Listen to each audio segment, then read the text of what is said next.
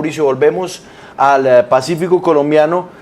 por las tristes noticias que nos llegan desde Buenaventura. Sí, señor, tristes porque es un distrito que por muchas décadas siempre ha estado abandonado. Las autoridades siempre dicen lo mismo, los gobiernos de turno, que van a hacer una intervención, pero definitivamente no pasa nada. Se estaba logrando un avance, sí, porque los espartanos y los chotas, que son los dos grupos delincuenciales que allí pues tienen dominio en los barrios, pues habían llegado a un acuerdo, se habían sentado en una mesa, se estaban buscando canales de ayuda, de solución, pero definitivamente esto se rompió y nuevamente se está volviendo a la época de la violencia, a la época de los homicidios, de las extorsiones, de las amenazas, del desplazamiento, y pues ya se habla por lo menos de unos cerca de 30 muertos. Nos acompaña Leonard Rentería, bienvenido a Sigue la W, él es líder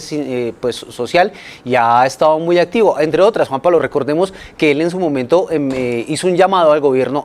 tan pronto se posesionó Gustavo Petro como presidente, y pues él le respondió. Vamos a ver la carta que en ese momento le respondió el presidente Gustavo Petro directamente a Leonard Rentería, en la que pues manifestaba que efectivamente el gobierno iba a estar acompañando a este distrito portuario en el Valle del Cauca. Una carta en la que pues se le manifestaba que había estado muy pendiente de todas las denuncias que había hecho a través de Twitter de Leonard Rentería. Bueno, no tenemos la carta, pero vamos a saludar a Leonard. Leonard, quisiera saber, el gobierno se comprometió a estar con ustedes, a acompañarlos. ¿Qué ha pasado con esa presencia del Estado? Bueno, muy buenas tardes para ustedes y para todas las personas que nos escuchan. Hay que reconocer que el gobierno ha estado, porque bueno, hay dos caras de la moneda. Una cara tiene que ver precisamente con la llegada del gobierno de cara a los acuerdos que se establecieron con Buenaventura por parte del Estado colombiano en el 2017, y que esos acuerdos dejó la ley que crea el Fondo para Buenaventura. Eso había estado totalmente estancado y hay que reconocer de alguna manera que con la llegada del nuevo gobierno se pudieron destrabar un poco esos acuerdos, porque recuerden que con el gobierno anterior solamente se había avanzado en un 6% en el porcentaje de cumplimiento y estaban trabajadas algunas obras y algunas situaciones concretas respecto a Buenaventura. Hubo la reactivación de la construcción del Estadio Marino Klinger, que logró empezar a partir del ejercicio de este nuevo gobierno, y pues también hay que reconocer que este gobierno logró que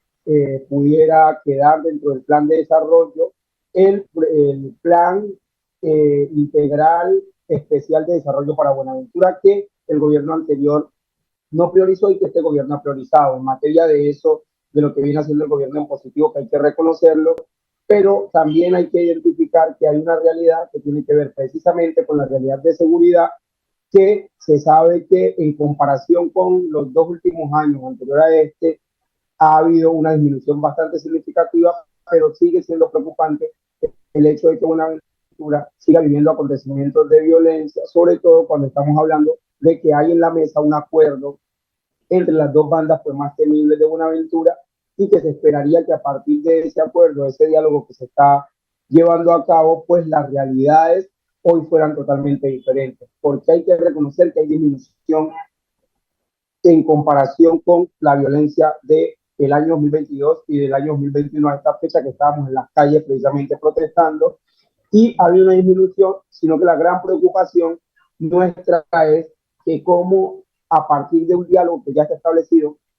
sigue ocurriendo lo que ocurre en Buenaventura y siguen dándose este tipo de hechos de violencia que terminan volviendo a Buenaventura también en el epicentro de todas estas situaciones. Leonard, a principios de este año, los dos grupos que allí tienen mayor dominio, que son los espartanos y los chotas, lograron reunirse, lograron llegar a ciertos acuerdos, y si no estoy mal fue en Cali donde se firmó, por lo menos, o se empezó una mesa de diálogo entre estas organizaciones criminales. ¿Qué pasó? ¿Por qué se rompió ese acuerdo y nuevamente volvieron a las calles a delinquir? O bueno, si es que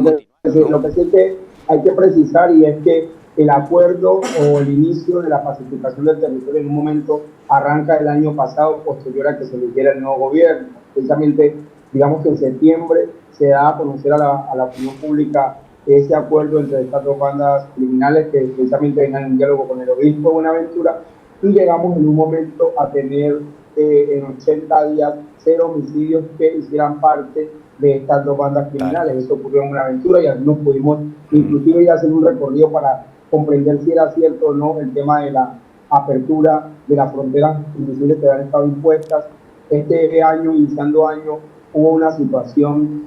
que se convierte como en el primer desbalance del acuerdo, así lo llamo yo, y tiene que ver precisamente con que al parecer había sido desaparecido uno de los miembros de una de las dos bandas, y yo asumo que podría ser que por parte de esa situación se hubiese dado ese retorno de la violencia que había tenido un cese en ese momento. Y lo otro es que evidentemente, pues ustedes saben que para que pudiera avanzar todo este ejercicio del diálogo, se requeriría de dos cosas. Uno, de todo el ejercicio legislativo que pretende o pretendía hacer el gobierno para poder llegar a consolidar este ejercicio de la paz total. Y dos, pues una serie de compromisos que también tienen que ver con la Fiscalía General de la Nación de cara a poder generar como esas garantías para que se establezca el diálogo. Hoy, pero hasta cierto punto, perdóneme, Leonard, pero hasta cierto punto se podría decir que entonces ha sido la misma lentitud del gobierno, del Estado a la hora de llegar a dar soluciones más allá de los acuerdos, la que ha terminado por romper eso tan frágil que se había logrado consolidar. Pues yo creo que si hablamos de lentitud comparándola con los gobiernos anteriores, pues yo creo que pues no tiene comparación en la medida que la verdad, al menos hoy hay una posibilidad de diálogo y para nosotros es importante que el gobierno haya venido a territorio a escuchar y no haya hecho lo que hizo, por ejemplo, Duque, que venía, traía a sus ministros y los ministros venían a justificar lo que estaba mal, a decir que era que no eran balaceras, que nada de esto era cierto, pero sumado a eso, pues también venían casi que a decir no, aquí no está pasando nada, y eso lo que hacían envalentonar a las estructuras ilegales que veían un gobierno que no era capaz tampoco de hacer frente a nada, ¿no? Pero sí hay que reconocer que de alguna u otra manera esto ha ido un paso lento, y creo que ese paso lento tiene que ver también con que construir la paz total en un territorio como este, que no ha estado acostumbrado, no ha hecho ejercicios de negociación con bandas criminales que tienen otros fines y no son fines políticos,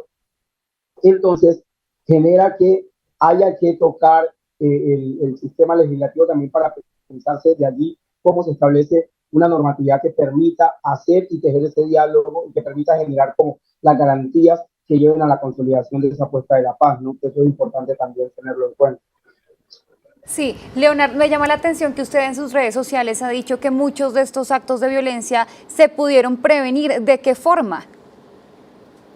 Bueno, yo creo que se pudieron prevenir porque yo quizá va a ser un poquito duro con lo que voy a decir, pero yo creo que si hay unas estructuras que están comprometidas con la paz, si están hablando de la voluntad de construir paz, pues entonces esa voluntad tiene que verse en el accionar, ¿no? Y hoy vemos que lamentablemente el accionar está diciendo que las estructuras que están en la negociación de la paz, uno, no salen a decir que no son hechos que le hagan parte, de los cuales sean parte de ellos, no desmienten los hechos, por lo tanto uno podría pensar que evidentemente sí son hechos que están relacionados con ellos y eso preocupa. Y lo segundo es que si ellos que quieren la voluntad de paz no están contribuyendo a la paz, pues el Estado sí debe ser quien garantice la paz y ahí entonces debe tomar la postura del Estado y es a través de las distintas instituciones del Estado, de la fuerza del Estado, ser capaz de atreverse a garantizar esa paz que necesita el territorio si quienes están sometidos al tema del diálogo y el acuerdo, pues no tienen un compromiso real, el Estado también debe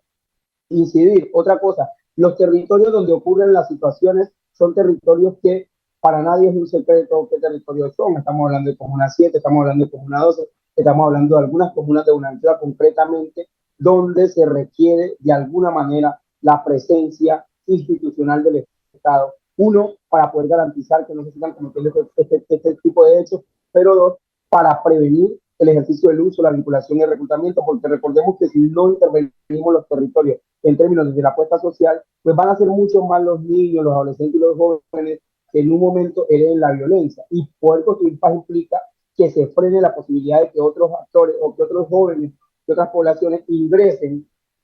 a esas estructuras legales. ¿Y cómo se logra eso? Pues con que el Estado esté en el territorio, con que el ICBF esté trabajando su apuesta de prevención y esté fortaleciendo a quienes están haciendo esa apuesta de prevención, porque si no, entonces cuando llegue a consolidarse esta paz total, ya habrán nuevas personas dispuestas a crear nuevas estructuras porque ya han sido de alguna manera instrumentalizadas o utilizadas o usadas, vinculadas y reclutadas por las estructuras ilegales. Y esa niñez, esa juventud que sigue cayendo, lamentablemente pueden terminar siendo quienes estructuren otras formas de violencia. Y